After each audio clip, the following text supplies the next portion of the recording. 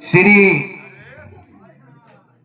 गुरुदेव नौमी तमेव गत मदमानं रहित विकारम नित्यम गेयम नित्यम ध्येयम नित्यम गेयम ज्ञानाधारम ब्रह्म निधानम शील विधानम धीट गुणमानम परमोदारम निग्रह निष्ठं बुद्धि वरिष्ठं भावविष्टं सहित विचारम असरन शरणं संशय हरणं लोकाभरणं जगताधारम मंगल करणं मंगल चरणं मंगल भरणं मंगलाय सारम अधदल कदनं कुष्मित बदनं शोभा सदनं निरंकारम ज्ञानारक्तम ध्यानारक्तम सर्व विरक्तम शुद्धाचारम अतिमृदुहासं वाणी विनाशं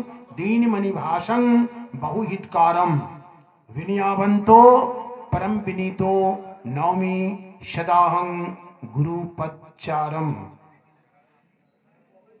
स्वामी बंदगी परम पुरुष गुरु बाबाए नमः। परम पुरुष गुरु बाबाए नमः। बालिक धर्म गुरु बाबा शरणम।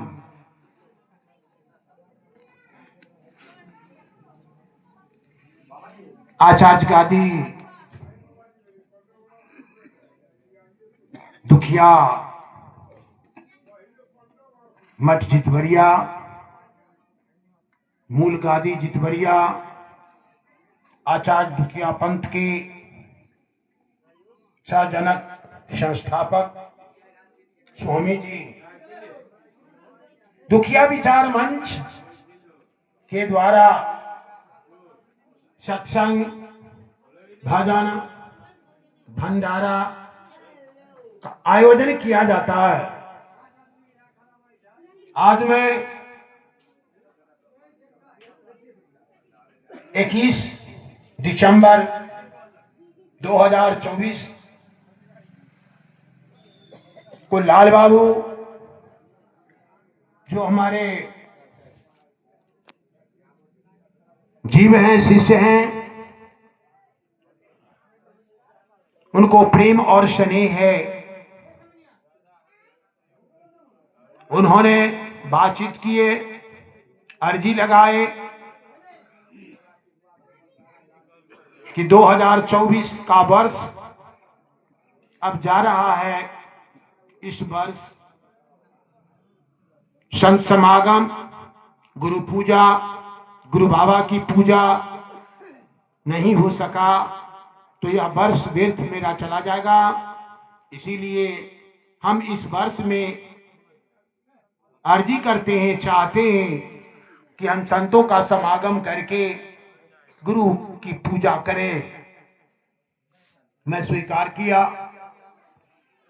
इसके बाद हमारे डॉक्टर साहब श्याम बिहारी जी वो कहें कि इसके बाद कल होके मेरे यहाँ समय दिया जाए। वह भी अर्जी स्वीकार की गई। संतों मैं विशेष समय लेना नहीं चाहूंगा। संक्षेप में कुछ कह देना चाहता हूं। आखिर जब से इस स्थल पर आप आए हैं इस स्थल में कोई रामानंदी होंगे कोई कबीर विचार से जुड़े हुए होंगे कोई राधे श्याम से जुड़े हुए होंगे और हमारे ये आचार्य दुखिया पंथ से भी जुड़े हुए होंगे। सब संत ही हैं। संत में भेद नहीं होता है। एक पिता है वह किसी का चाचा लगता है किसी का बाबा लगता है किसी का कक्का लगता है किसी का चच्चा लगता है एक व्यक्ति लेकिन सबों ने उससे रिश्ता जोड़ रखा है। मालिक सकल दुनिया के अंदर में अखंडित राज है तेरा। अखंड राज जो कहीं खंड नहीं हो वह अखंड है, वह राज के मालिक है। इसको मैं स्वामी कहता हूं। स्वामी का अर्थ होता है मालिक, जो विश्व का, पूरे वर्ल्ड का जो मालिक होता है, वो all might is God. That God is omni present, he is everywhere. जो सर्वशक्तिमान है वो मालिक है, हर कण कण में रमता है, विश्वव्याप्त, इमोर्टल है। जो जिस नाम से जो भक्त चाहे उस नाम से पुकार ले और उसका प्रेमी बन जाए, उसका बेड़ा पार होगा। संतो, दो शब्द आप, दो तीन शब्द सुने तो मैं स्वामी का भाव कहने का क्या है कि ले चलू स्वामी अपन देशा, यहां है बर काल कलेसा। इस संसार में बहुत काल है, हे स्वामी आप अपने देश को ले चलिए। तुम ही कृपा करो गुरु स्वामी, हे गुरु स्वामी तुम मुझ पर कृपा करो, दया करो, तभी मेरा कल्याण होगा और मेरा उद्धार होगा। भक्त अपनी भावना में आके अपनी अर्जी करता है। अर्जी मेरा है, मर्जी आपकी है, जैसी आपकी मर्जी, मेरा कुछ चलता नहीं। यह संसार मायामयी का है, तो तुम्हारी माया जी भुलानी। माया का अर्थ बहुत लोग लगाते हैं, लेकिन जैसा अर्थ लगाते हैं वैसी बातें नहीं होती है। लोग कहते हैं कि माया मुझे पकड़ रखा है, लेकिन ऐसी बातें नहीं। माया को हम और आप पकड़ रखे, माया मुझे, हम और आप माया को पकड़ रखे, न कि माया हमको पकड़ लिया है। क्योंकि व्याकरण में लिखा है वो आकर माँ, यो आकर या, माया। माँ का अर्थ होता है कुछ और या का अर्थ होता है नहीं। जो कुछ नहीं है वही माया है। यह प्रमाण रामचरितमानस में गोस्वामी तुलसीदास जी लिखते हैं और शेबरी को भगवान राम लखाते हैं और कहते हैं कि गोचर मन जह लग जाई, अशो सब माया जानहूं भाई। शेबरी, नजर के सामने जो कुछ भी दिखाई देता है वो सब क्या है? वो माया है। इसलिए कछुए की भांति तुम अपने में सिमट जाओ। उसी को एक्सटर्नल एंड इंटरनल कहते हैं कि आंतरिक और बाहरी दो बातें होती हैं। एक बाहरी बातें होती है और एक आंतरिक होती है। बाहर में आप गेहूं का खेती करते हैं, बाहर में मकई का खेती करते हैं, धान का खेती करते हैं, उपजा करके और काट के ले आते हैं और कूट छांट के पूरे परिवार भोजन करते हैं। संतो, ये बाहरी खेती, ये क्या है? यह बाहरी खेती। लेकिन एक अंदर की खेती होती, जहां दया है, जहां धर्म है, जहां विवेक है, जहां विचार है, जहां करुणा है, तो जहां आदर है, जहां सत्कार है, जहां भाव है, मानव है, विचार नहीं है, वो मानव नहीं। इस भीतर के अंदर भी खेती होता है। इस घट के अंदर 7 समुंदर, घट में 9 लाख तारा, इस घट के अंदर बाग बगीचा, घट में रहे बजारा, संतो गुरु बिनु है जग दियारा। तो इस शरीर के अंदर भी खेती होता है। तो बाहर की खेती तो देखते हैं, लेकिन इस घट के अंदर की खेती, आज हमारे संस्कृत शिक्षण संस्थान के प्रोफेसर हलधर जी, वो हलधर यादव जी आए थे, तो उन्होंने अर्जी लगाया कि 24 का मेरा तो भंडार है, लेकिन बहुत समस्या है पैसा कौड़ी की। हमने कहा कि इतना दिनों से मैं कभी गया आपसे, कभी पैसा मांगा तो नहीं। तो हम कहा पैसा की बात क्यों करते, यहां भाव के लोग, संत भाव के भूखे होते हैं। कोई अभी गरीब नहीं है, गेहूं और चावल वैसे ही कोटा में मिल जाता है, कोई भूखा नहीं रहता है। धन वो व्यक्ति है जो अपने परिवार को छोड़ करके आपके दरवाजे पर जाता है और मालिक का गुणगान करता है, 10 संतों का सेवा करता है, आता है जाता है, परेशानी होती है, बहुत तरह की बात है, और जय जयकार आपके दरवाजे पर जाके मनाता है, वो व्यक्ति धन है। तो कोई हो आपके दरवाजे पर जाके और मंगलमय करता है, शुभ कामना करता है, ये परिवार का कल्याण हो, बाल बच्चा आबाद रहे, बारी फिबारी आबाद रहे, जय जयकार रहे, वो तो धन है। मर जाऊं मांगू नहीं अपने तन के काज, और परमार्थ के कारण मोहिन आवत लाज। संतो, मैं बचपना अवस्था में, वैसे रियल मेरा बचपन का जन्म है, लेकिन परिवार में पढ़े लिखे नहीं रहने के कारण वो स्कूल के सर्टिफिकेट में डेट ऑफ बर्थ 64 है। मेरे पिताजी 71 में गुजर गए। आप सोच सकते हैं कि मेरा 64 का अगर थे तो 71 में पिताजी गुजर गए, हम कितने छोटे रहे होंगे। और बहुत कष्ट से मैंने पढ़ा, मुझे कोई कहने वाला भी नहीं था कि तुम स्कूल जाओ अथवा नहीं जाओ। और एक बिस्टी पहन के 64-65 में कितने लोग खुशहाल थे जो उम्र दराज हैं, वो जरूर मन ही मन पूछते होंगे कि यहाँ गेहूं नहीं उपजता था, मकई वही भदैया कुछ उपज जाता था, कोदो चमा सामा कौनी मरुआ कुछ उपज जाता था। तो बात तो बहुत कठिन की है, और कहीं कहीं भरपेट लोगों को भोजन पर भी मुश्किलें थी, तो बहुत मुसीबत का सामना था। और हम पढ़े, मैट्रिक जो है हमारे धर्म जीव 82 में किए, और हम 83 में किए, 85 में इंटर किए, 87 में BA ऑनर्स हिंदी से किए, और हमारे भिखारी जी भी किए। करने के बाद मैट्रिक पास किए तो हम 200 विद्यार्थी को पढ़ाना भी शुरू कर दिए। पढ़ते थे और कॉलेज में जाते थे, यहाँ पढ़ाते थे, कॉलेज में अपने पढ़ते थे, मेहनत करते गए। आज पूसा में ट्रेनिंग कॉलेज था, स्कूल, उसमें हम ट्रेनिंग भी दिए, भिखारी जी भी ट्रेनिंग दिए, ट्रेनिंग का सर्टिफिकेट है। हमारे साथ जो जो ट्रेनिंग दिया वो सब अभी सर्विस में है। और हमारी इच्छा नहीं हुई कि हम नौकरी करें, क्योंकि हमारी इच्छा थी कि मैं विश्व सरकार का नौकर बनूं। ये भारत सरकार और बिहार सरकार की नौकरी मैं नहीं करूंगा, विश्व सरकार की नौकरी करूंगा। उसमें क्या आनंद है।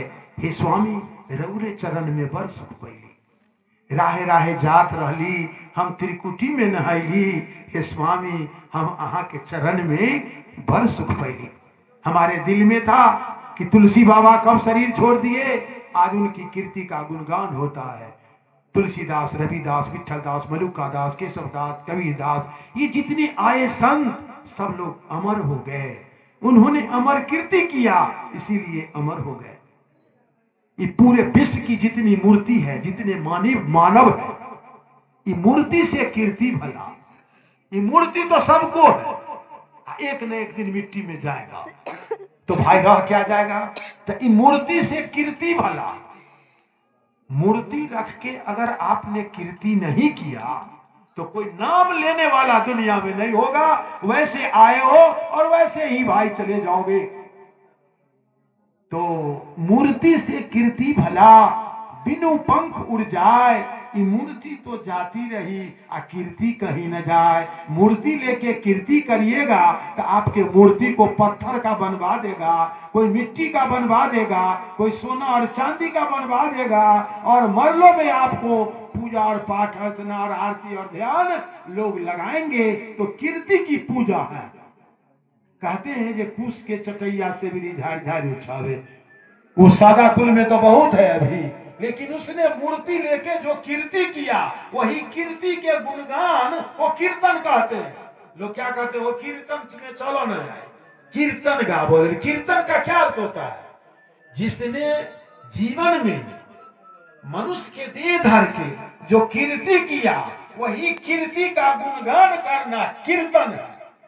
वही है और कोई बात नहीं। तो हमने नौकरी को भी छोड़ दिया, लेकिन आपकी चरणों की नौकरी, ये भगवत भजन की नौकरी तो हमारे दिल में आया। मेरी माँ को लोग कहा करते थे, ए बेटा के ई पढ़ते पढ़ते बेटा तो सनकिए दो तो भोर दिन पढ़ते रहे छो, एक रात दिल्ली पंजाब भेजबो हो जो कुछ कमा कर लेते। देखिए, मैं विशेष समय लेना नहीं चाहूंगा।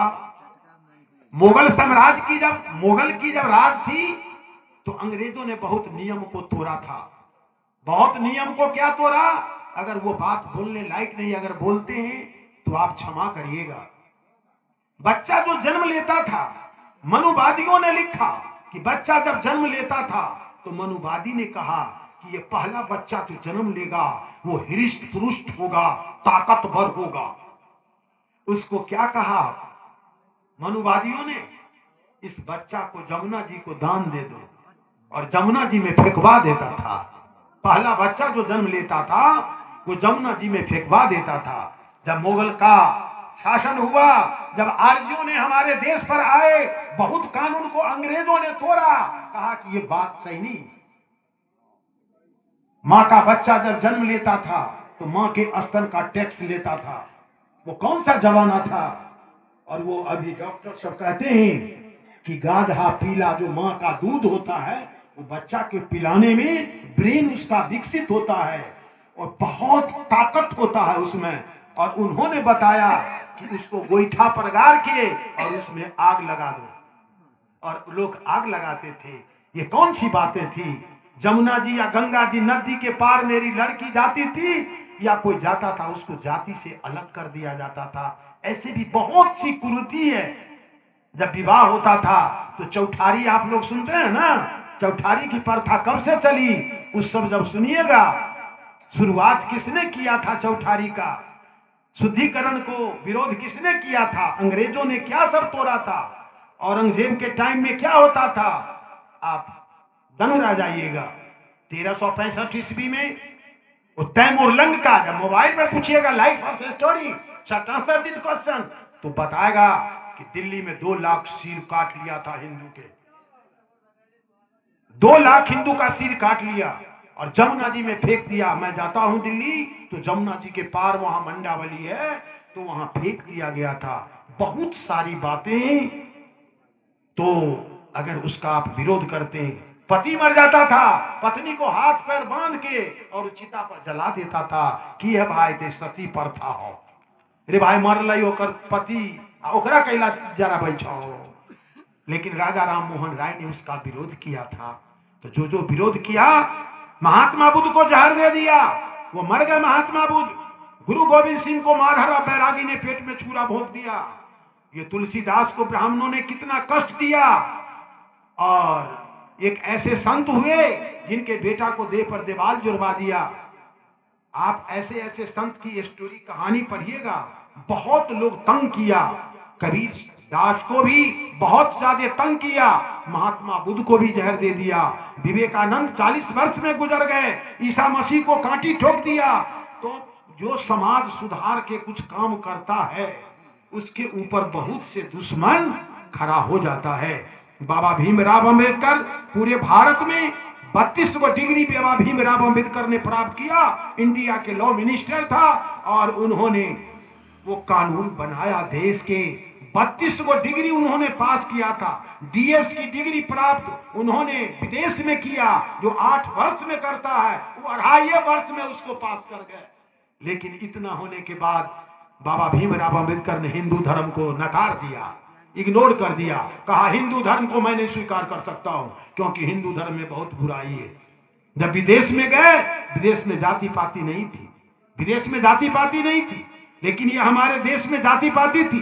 बाबा भीमराव अंबेडकर सबसे लोग डरते थे, उनसे वो छुआ जाते थे। अब आप सोच सकते हैं कि मानव तो संसार का सब एक है, इतने बड़े होने के बावजूद भी कहता था ये छूत है। ये मुगलों का साम्राज्य हुआ, मुगलों का जब साम्राज्य हुआ, मुगलों इसमें मनुवादियों ने अपना तर्क दे दिया। 5 भाई है, पांचों के 5 कर्म में लगा दिया, पांचों को एगो लोहा का रोजगार शुरू कर दिया, लोहार हो गया। दूध के रोजगार छोड़ दिया, गुआर हो गया। अब नोन के नमक के रोजगार किया तो दुनिया हो गया, है ना। वेद जो पढ़ाई ब्राह्मण हो गया, मारपीट किया छतरी हो गया। मैंने सबको खंड खंड करके बांट दिया और घर में झगड़ा लगा दिया। अभी सुबह में हमारे सिरनिया के इताब आए थे, हमारे रतन जी जीव हैं, इनको मैंने कहा दुर्गा माँ के पति के नाम बता सकती? नहीं। आप पढ़िए, जब तक ना पढ़ेंगे तब तक कुछ नहीं जानेंगे। क्योंकि मनु स्मृति में लिखा था कि जो वेद पढ़ेगा शूद्र होके उसको जीभ काट के शीशा बूक दो, उसके मुंह में बंद कर दो, शीशा मारो। वो पढ़ नहीं सका। संतो बहुत सारी बात है। आज महिषासुर को आपने वध कर दे। महिषासुर मैसौर का वो राजा था, बहुत बड़ा प्रतापी राजा था और जाति के वो जादव था। लेकिन उन्होंने विरोध किया था, कुछ मनुवादियों को विरोध किया तो कहा जी तो दैत है।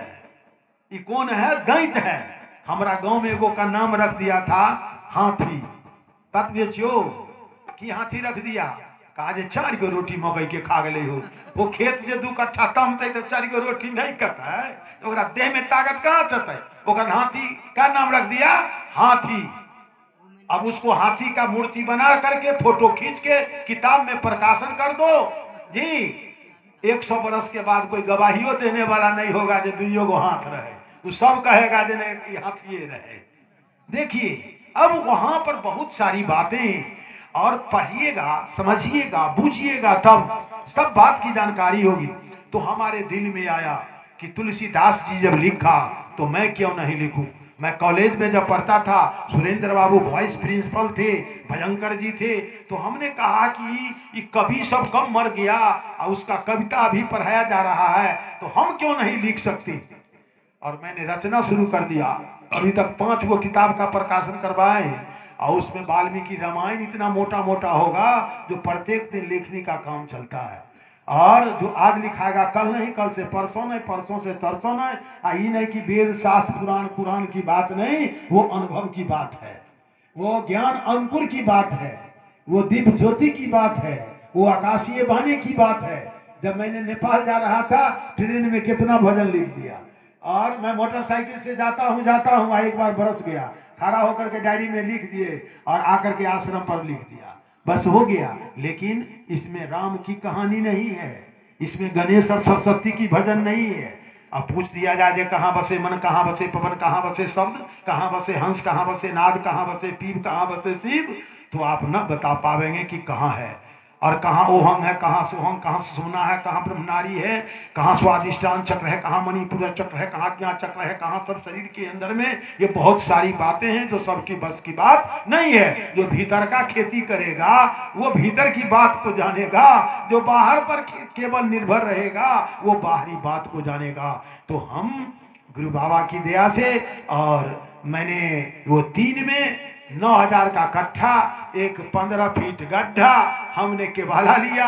जो घूम करके माँ आती थी तो कहती थी कि रे कौन जुग जमाना में भरे तब तोरा लेबो कह लेते है, गड्ढा ले ले।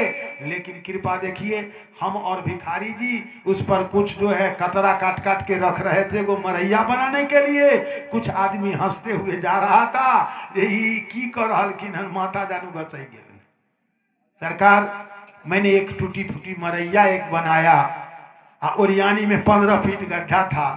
जितने संत जाते थे सड़क पर भोजन कराते थे, मेरे आंख से आंसू आ जाता था कि ऐसा जगह जहां जगह नहीं है। तो फिर दोबारा कुटिया बनाए, 6500 टेलर मिट्टी जब गिरा दिया तो अब कुछ रहने लायक है। उतना ही नहीं, तब एक मंजिल बनाए, और एक मंजिल के बाद अब फिर 2 मंजिल ऊपर से बना दिया। अब जो है जाने के बाद कहीं रहने होने की असुविधा नहीं होती है, तो ठीक है। और ग्रंथ भी प्रकाशन करवा दिया। अब यही है कि थोड़ा अपना और ठीक ठाक कर देंगे। इसके बाद मंच से एक संतों ने कहा कि मैं भगवान से बड़ा हूं। सब आश्चर्य कर गया। उसने कहा कि मैं भगवान से बड़ा हूं, तो आश्चर्य करने लगा। एक पत्रकार पूछा संत से कि आप भगवान से भी बड़े हैं? कहा कि जी मैं भगवान से बड़ा हूं। क्यों? क्योंकि मैं भगवान को हृदय में रखता हूं। मैं भगवान को हृदय में, मैं गुरु बाबा को हृदय में रखा हूं।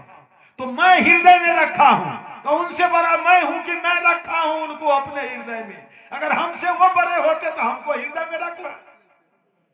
गौर करिए, इंपॉर्टेंट बात है कि आप अगर सतनाम लेते हैं, मैं गुरु बाबा नाम लेता हूं, कोई राम राम कहता है, तो उनके कहने का भाव मेरा ये होता है कि मैं उनसे बड़ा हूं, तब तो हम में अंदर में है जी, हम उनको रखे हुए हैं हृदय में। सूरदास ने कहा कि हृदय से यदि जाओगे तो मर्द सराहूं तुम, बाह मोरे जातु हैं अबल जाए के मोई।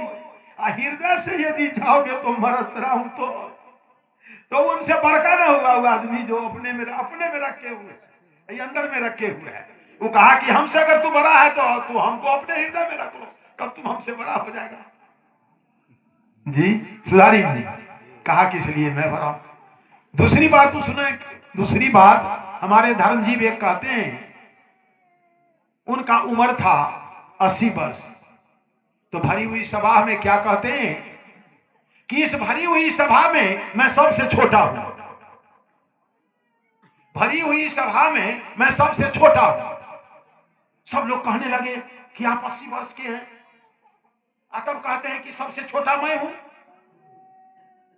तो उन्होंने कहा कि एक दिन मैं धनवान था तो मेरी धन की गणना होती थी, आज मेरी धन चली गई तो आज मैं सबसे गरीब हो गया।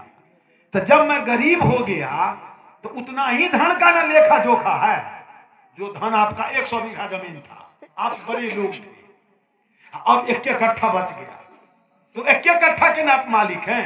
तो उन्होंने कहा, उनकी कहने का सेंस यह था कि मैं सबसे छोटा हूं, इसलिए क्या कि सारा उम्र तो मेरा अब बीत चुका, अब हम 80 पर चढ़ता, सबसे छोटे ना हुए।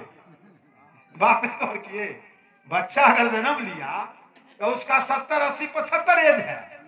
80 वर्ष के बूढ़ा कहे कि मैं इस बच्चा से छोटा हूं, इसका मतलब क्या कि अब हमारा उम्र तनिके है, तो हम छोटे न हुए, हम उम्र के ख्याल से तो हम छोटे हुए जी, और उम्र के ख्याल से तो आप बड़ा हुए। तो भक्तों की अपनी भावना होती है। तो मैं गुरु बाबा के बारे में विशेष नहीं, 1-2 बात कह देना चाहता हूं। गुरु बाबा इज गॉड। एक व्यक्ति ने कहा कि अल्लाह के बाद, वो अल्लाह के बाद कोई दूसरा नहीं होता। हमने कहा उससे कि भाई सुनो,